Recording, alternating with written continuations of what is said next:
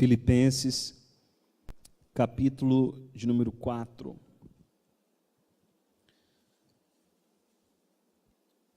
Nos dois últimos domingos nós pregamos aqui sobre finanças, pregamos sobre dízimos e ofertas. É um assunto um tanto delicado para nós presbiterianos, nós evitamos um pouco pregar nesse tema, porque nós não queremos ser confundidos com aquelas igrejas que comercializam a fé, que comercializam o Evangelho. Porém, de tempos em tempos, nós precisamos falar sobre esse assunto, porque é um assunto bíblico e precisa ser abordado.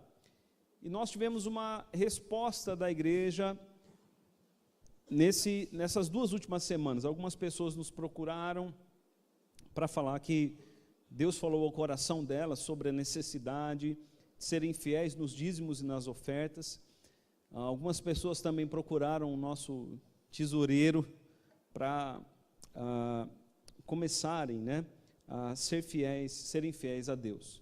Nós vimos há 2 domingos atrás sobre Ageu, pregamos lá em Ageu, e nós falamos em Ageu que não há motivos, não há desculpas. Muitos buscam desculpas para não serem fiéis a Deus, nos dízimos e nas ofertas.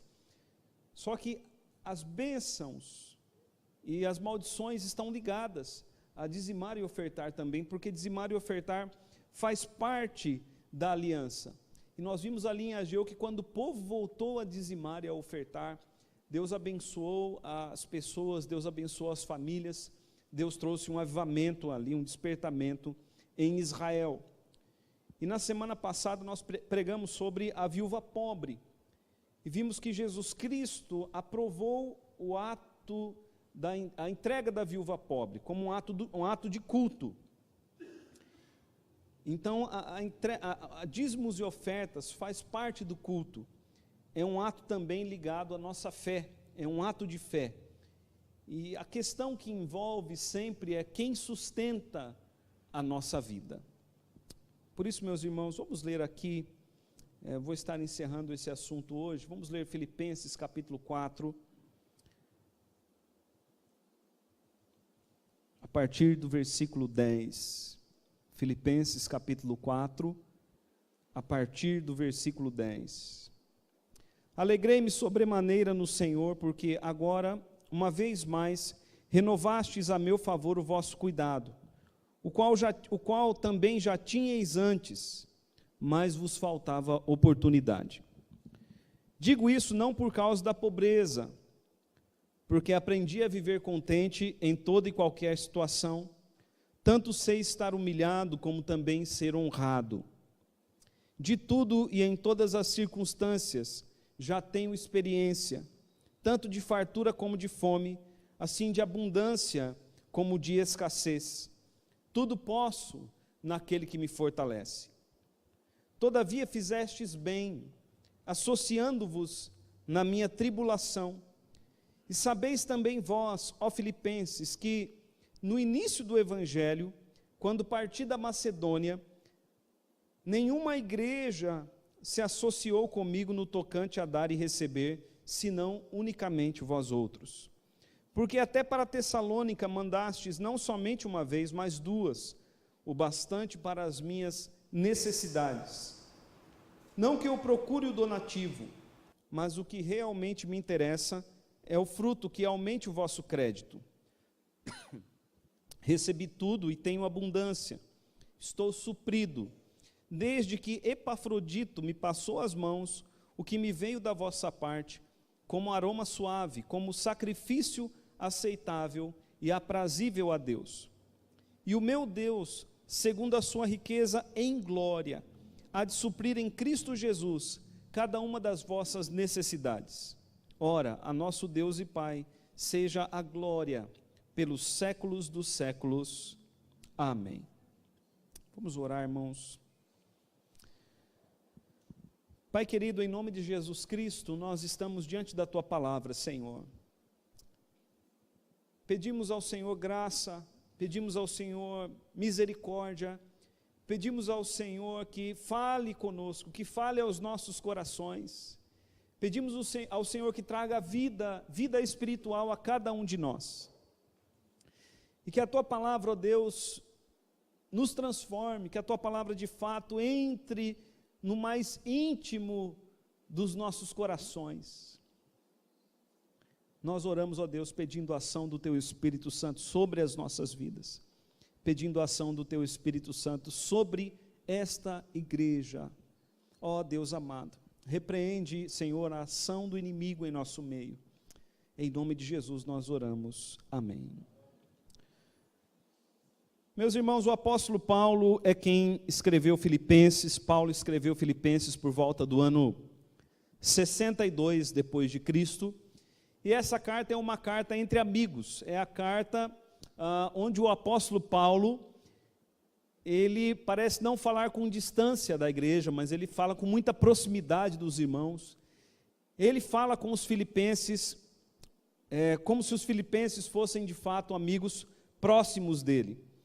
É uma das cartas da prisão, nós não sabemos e não há certeza exatamente de onde Paulo escreve essa carta. Pode ser que Paulo tenha escrito a carta de Cesareia, de Roma ou de Éfeso, mas o fato é que Paulo traz essa carta à igreja de Cristo, e é uma carta com vários temas importantes. Paulo nessa carta fala sobre o amor entre cristãos, ele fala do amor dele para com os filipenses. Paulo fala sobre humildade cristã, ele fala sobre a trindade nessa carta. Um dos temas que se ressalta na carta é o tema da alegria cristã. Paulo vai falar aqui sobre a alegria de ser cristão, e de fato essa carta por muitos é conhecida como a carta da teologia da alegria. Entre os assuntos que Paulo fala aqui, Paulo também fala de um assunto financeiro, Paulo fala de finanças como uma questão prática do cristianismo. Paulo fala de finanças como uma questão prática do cristianismo. Paulo era, como nós sabemos, missionário, e como missionário, Paulo ele era sustentado por dízimos e ofertas da igreja. Não somente Paulo era sustentado por dízimos e ofertas, mas Jesus também, e os demais apóstolos, os líderes espirituais de tempo integral, sempre foram sustentados por dízimos e ofertas. Toda a estrutura eclesiástica que nós conhecemos é sustentada por isso, sustentada por dízimos e ofertas, e as missões da igreja também são sustentadas por dízimos e ofertas. Este é o meio ordinário, o meio comum de Deus sustentar a sua igreja, de Deus sustentar a sua obra e de expandir a sua obra entre as nações. E quando nós olhamos aqui para essa carta, nós vemos que os filipenses, eles eram parceiros financeiros do apóstolo Paulo.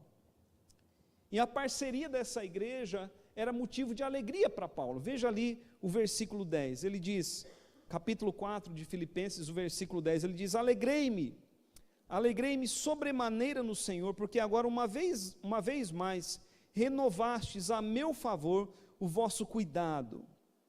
Então, Paulo aqui, ele fala da alegria de ter aquela igreja como parceira dele, parceira financeira, e Paulo fala aqui que eles renovaram a parceria financeira com o apóstolo Paulo. A palavra aqui, renovar, pode ser traduzida por reflorescer. Ou seja, aquela igreja, ela no coração dela, ela renovou com o apóstolo Paulo a parceria missionária, a parceria financeira com o apóstolo Paulo, ele como missionário. Aquilo trouxe alegria para o apóstolo. Nós recebemos esses dias um vídeo do reverendo Osni. O reverendo Osni, ele é missionário da igreja presbiteriana na igreja perseguida. E as nossas crianças, juntando moedinhas, mandaram uma oferta para ele. se eu não me engano, R$700, um valor mais ou menos assim. E ele nos mandou um vídeo falando dessa parceria, falando dessa alegria no coração dele, alegria no coração dele por ter recebido essa oferta das crianças, oferta que não seria para ele, mas que seria usada para comprar Bíblias para refugiados. Então o apóstolo Paulo, da mesma maneira, ele fala aqui dessa alegria de ter aquela igreja, a igreja de Filipos, como parceira. E meus irmãos, essa parceria tem a ver com a visão da igreja, porque nós fazemos aquilo que acreditamos, e a igreja de Filipos acreditava nas missões, a igreja de Filipos acreditava, ela tinha visão missionária, por isso aquela igreja investia financeiramente na vida do apóstolo Paulo, mas essa não era a visão de todas as igrejas. Veja ali o versículo 15, capítulo 4, versículo 15, e sabeis também vós, ó Filipenses, que no início do evangelho, quando parti da Macedônia, nenhuma igreja se associou comigo no tocante a dar e a receber, senão unicamente vós outros. Então Paulo fala aqui claramente que poucas igrejas têm visão missionária. Quem não apoiaria as missões do apóstolo Paulo? Muitas igrejas não apoiaram, mas uma igreja apoiou, a igreja de Filipos. Essa igreja era parceira do apóstolo Paulo em missões, era parceira do apóstolo Paulo em missões. E essa parceria, esse contribuir para os filipenses, eles viam isso como um privilégio, eles viam isso como uma oportunidade, porque ser parceiro missionário de Paulo era algo que estava no âmago daquela igreja. Veja ali o versículo 10, mais uma vez, mas o final do versículo 10, onde o apóstolo Paulo diz: uma vez mais renovastes a meu favor o vosso cuidado, o qual também já tinhais antes, mas vos faltava oportunidade. Ou seja, aquela igreja, ela via como, na visão daquela igreja, era uma oportunidade cooperar com as missões, uma oportunidade que Deus dava, e quando Deus dava essa oportunidade, eles não perdiam, eles contribuíam com as missões. Agora, meus queridos irmãos, Paulo deixa claro que ele não tem a intenção de sobrecarregar a igreja. Veja o versículo de número 16. Porque até para Tessalônica mandastes não somente uma vez, mas duas, o bastante para as minhas necessidades. Paulo aqui, ele manifesta gratidão pela parceria, ele manifesta gratidão por todas as vezes que a igreja de Filipos contribuiu com ele, mas Paulo deixa claro aqui que ele não quer enriquecer às custas da igreja, como é costume dos falsos mestres. Porque, meus irmãos, por causa dos falsos mestres que nós evitamos falar nesse assunto. Porque, infelizmente, os falsos mestres, eles estão de fato procurando saquear a igreja, eles estão procurando enriquecer à custa da igreja, mas os verdadeiros mestres, como o apóstolo Paulo, não têm essa intenção. A intenção de Paulo é que as missões continuem. Paulo, ele não quer enriquecer as custas da igreja, mas ele conta com o suporte financeiro da igreja para suprir as suas necessidades. Quando nós enviamos ofertas missionárias, nós não enviamos apenas dinheiro. O Espírito Santo falou isso ao meu coração enquanto eu li esse texto. Quando nós enviamos ofertas missionárias, nós não enviamos apenas dinheiro, enviamos alegria, motivação, mensagem de parceria e socorro para aqueles que estão no campo missionário. Diante disso, meus irmãos, eu gostaria de ressaltar aqui a alguns pontos de maneira breve. A primeira coisa, o primeiro ponto que eu gostaria de ressaltar é que nós aprendemos com o apóstolo Paulo nesse texto sobre o contentamento, sobre o que é contentamento.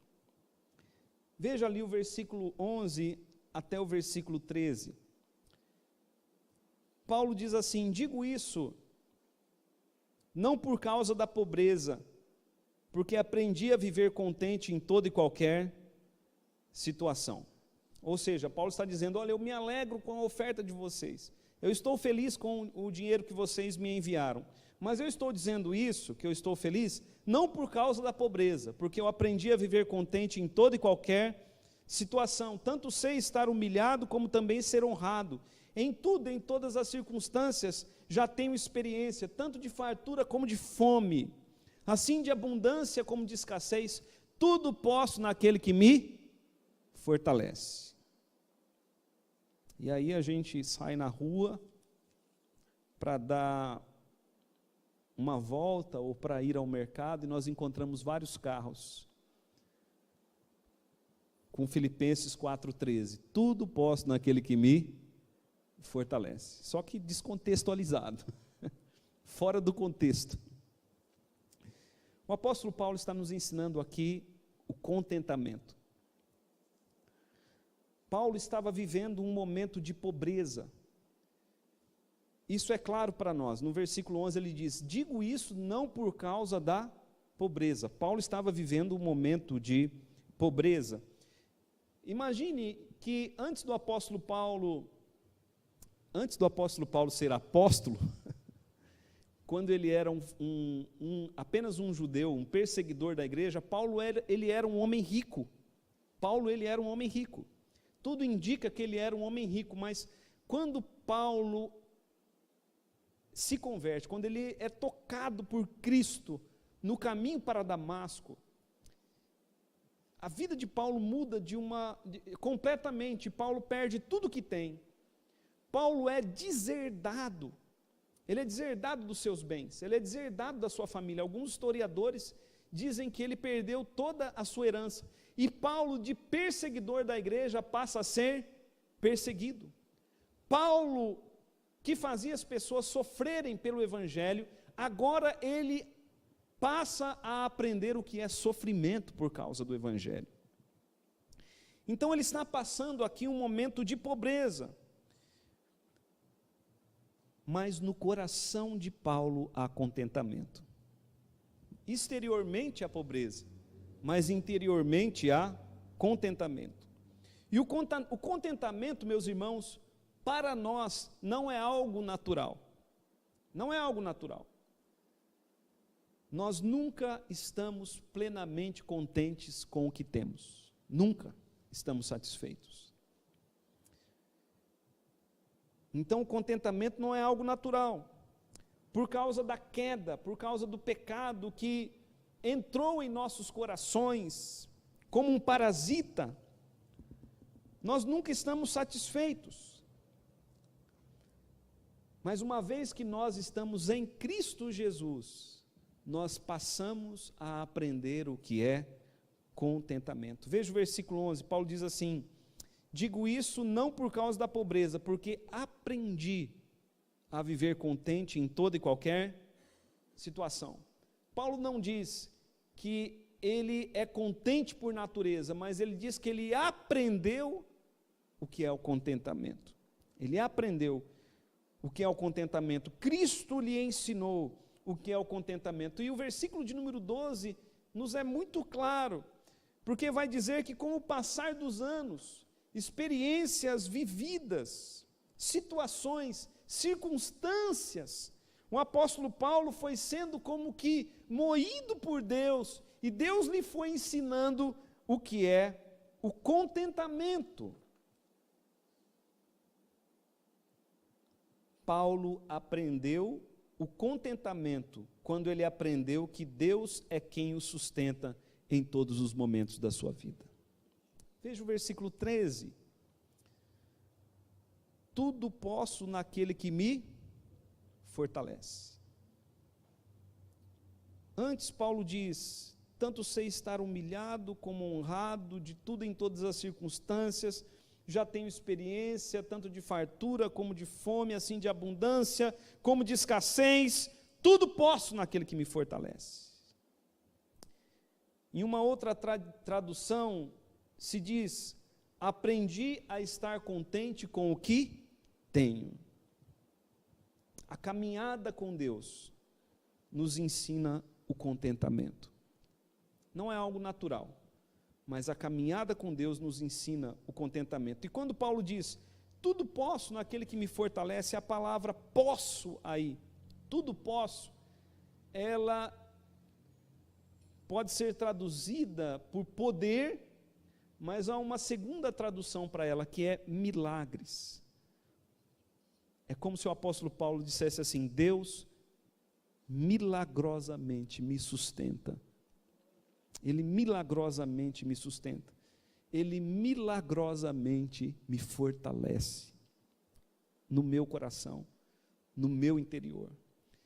Então, quando nós lemos tudo posso naquele que me fortalece, entenda que é um fortalecimento interno, é um fortalecimento no coração, onde nós aprendemos pelo trabalhar de Deus nas nossas vidas o que é o contentamento. E aí, meus irmãos, o Espírito Santo nos leva a fazer algumas perguntas, como: no seu coração, você é contente com aquilo que você possui? No seu coração você é contente? Há contentamento no seu coração com o seu momento de vida? Contentamento é um estado de espírito que vem de Deus para nós. E Paulo aqui se mostra contente com o suficiente para as suas necessidades. Veja o versículo de número 16, onde ele diz: porque até para Tessalônica mandastes não somente uma vez, mas duas, o bastante para as minhas necessidades. E no versículo 19 ele diz: o meu Deus, segundo a sua riqueza em glória, há de suprir em Cristo Jesus cada uma das vossas necessidades. A queda nos fez descontentes, mas o caminhar com Deus nos ensina o que é o contentamento. Agora deixe-me fazer aqui uma aspas. A falta de contentamento tem levado os brasileiros a se endividar. É interessante, são 60 milhões de brasileiros no SPC e no Serasa. Se todo esse pessoal que está no SPC e no Serasa resolver votar em um candidato que prometeu tirar eles do SPC e do Serasa, o indivíduo é eleito. Agora, o que levou tantos brasileiros a se endividarem dessa forma? O descontentamento, o achar que o ter preencheria o vazio. O descontentamento leva ao descontrole financeiro, que é um pecado que leva à desonra a Deus. O descontrole financeiro traz duras consequências para os endividados. O descontrole financeiro torna-se uma desculpa para não dizimar e ofertar também, porque na verdade o descontrole financeiro é uma armadilha do diabo, onde as pessoas são presas nesse descontrole, elas não conseguem serem fiéis a Deus. E a desculpa para não serem fiéis a Deus é sempre que elas estão endividadas. Isso, por um lado, o descontentamento leva alguns a gastar demais. Por outro lado, o mesmo descontentamento pode levar alguns a reter o que têm e a viver em prol do dinheiro. Ou seja, o diabo costuma pegar os homens ou numa coisa ou em outra. Ou gastam demais, ou seguram demais. E a pergunta que nós devemos fazer a nós mesmos é: qual a nossa relação com o dinheiro? Porque a Bíblia diz que onde estiver o teu tesouro, ali estará também o teu coração. E quando Paulo fala que ele é contente, quando Paulo nos mostra aqui a parceria da igreja de Filipos para com ele, Meus irmãos, nós que estamos na obra podemos testificar, poucas pessoas são cooperadoras com Deus, financeiramente falando. Essa é a primeira coisa que nós notamos no texto.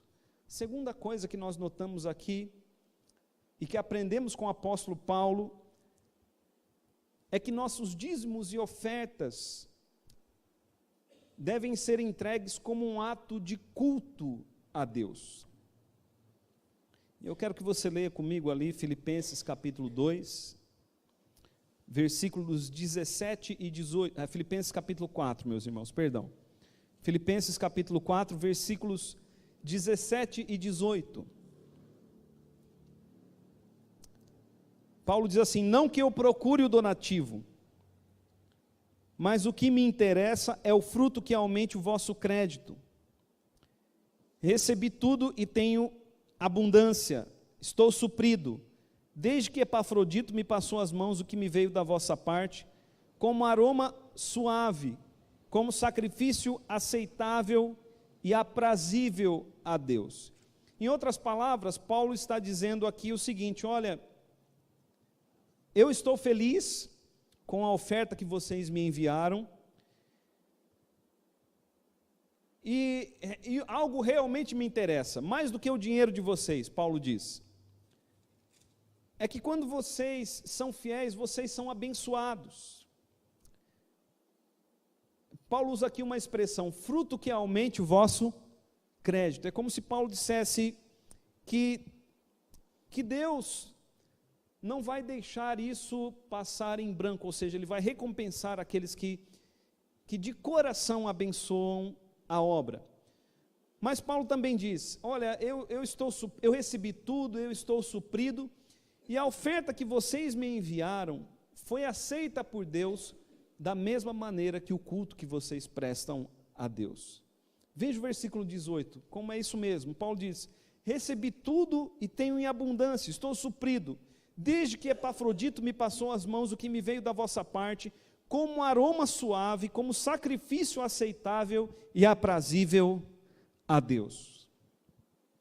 Essa linguagem, aroma suave, sacrifício aceitável e aprazível a Deus, é uma linguagem do Antigo Testamento, porque o culto no Antigo Testamento ele era realizado dessa maneira.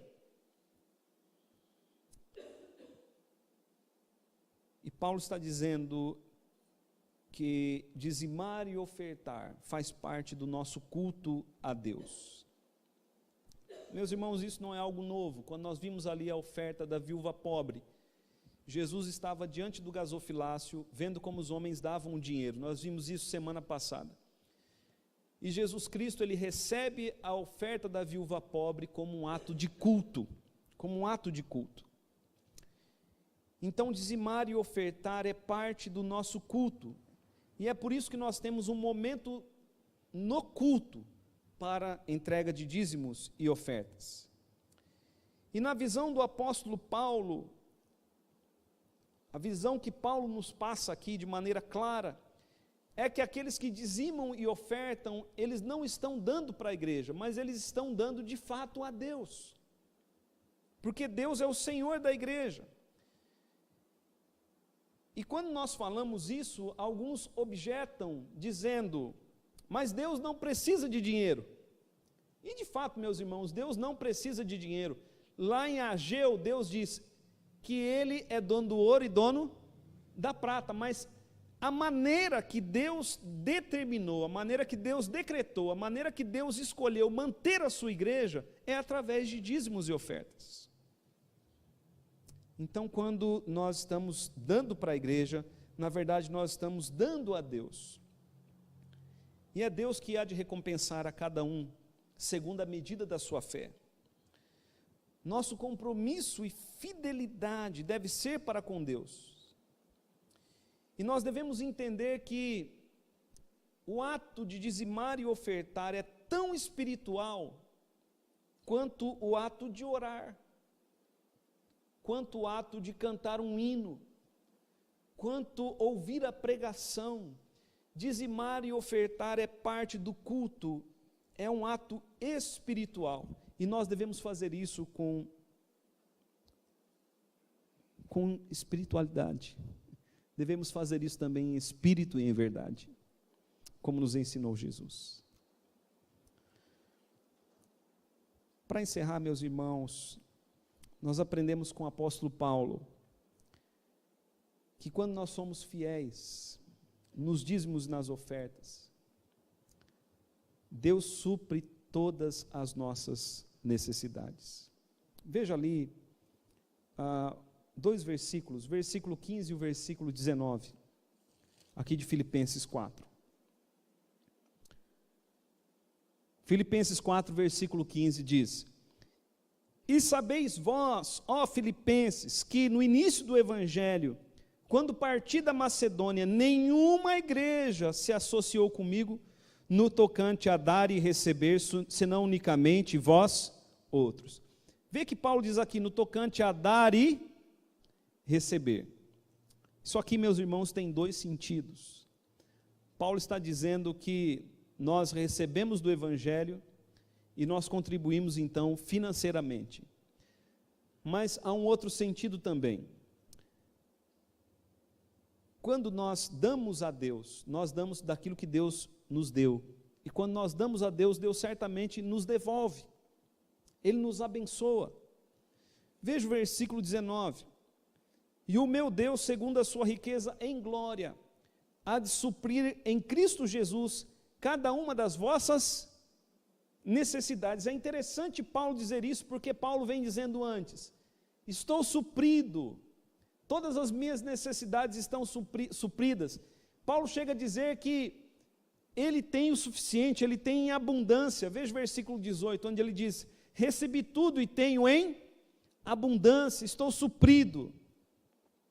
Mas Paulo devolve para a igreja dizendo: assim como vocês me abençoaram, e eu tenho abundância, estou suprido, assim Deus vai abençoar vocês, com a mesma abundância, com a mesma medida que vocês me enviaram, essas ofertas, Deus vai abençoar a vida de vocês também.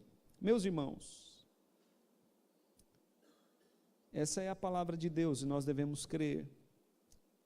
Aquilo que nós semeamos, nós colhemos. Aqueles que não semeiam, não colhem. Deus não tem compromisso com infiéis. Dizimar e ofertar é parte do nosso compromisso com Deus, é parte da aliança, como nós temos pregado.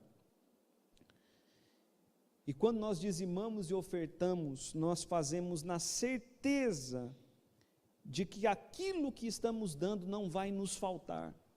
É um puro ato da fé. É um puro ato da fé.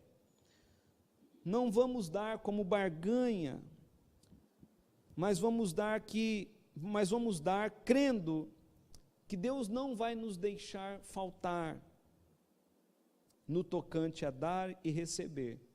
Deus tem mais para nos dar do que nós temos para dar para Ele.